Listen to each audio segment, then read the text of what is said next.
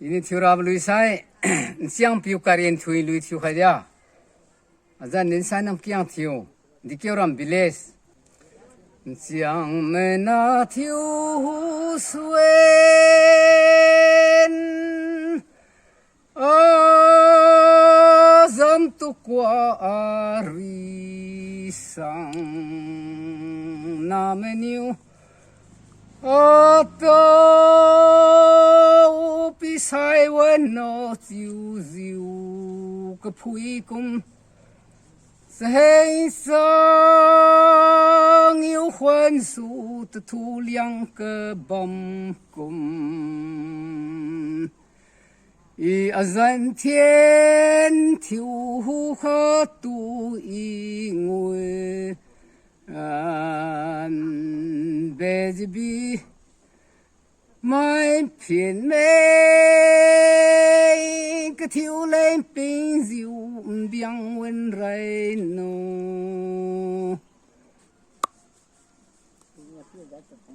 nhiều biểu danh si không khi đó diệu in quê pan ria diệu xuân diệu huệ thiếu ma diệu tu sa khâu biên chiến thiếu buồn đê mang hấp man diệu buồn dia lo bùi tê đuôi buồn xia biểu niêu quang ra quý thiên quang diệu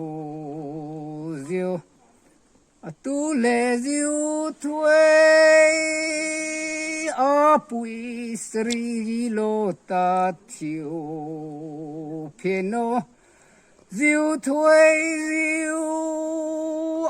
bùi lùng thuê không mà dành nè bùi quang căn lâm duyên diệu wen mà duyên diệu hu bo wang ma nè sang đây biểu ram khai wang lo diệu diệu cà phê siêu quang si khơi này ở tận lui thủy lên này đùm quê diệu giờ lui nhiều lắm số bụi kem nhiều cà phê Karinthui wa ma la no sa khao khuen kỳ bầm mê siêu bi diệu sẽ hiểu ra mà lùm diệu pa bụi quang căn buồn rai no iram lùm diệu hay dư ta cả when they knew ta duyên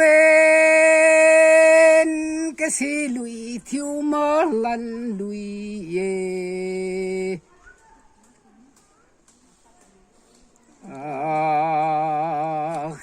hiện tu bùi diệu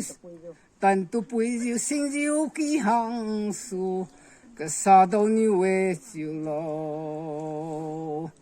cái tan lùi thủy quang sorry gi rain bông mi không diệu tuần cả su này dây ra liền dia lo mai ngau kemi u dây niu ari maruang liangmai hoi suang hoi mesien ne sorry gi khâu phiu xiên kỳ ninh mai cái cây riêng ở lưng sinh cả sa đâu như vậy chịu lo Chiang piu Karinthui lui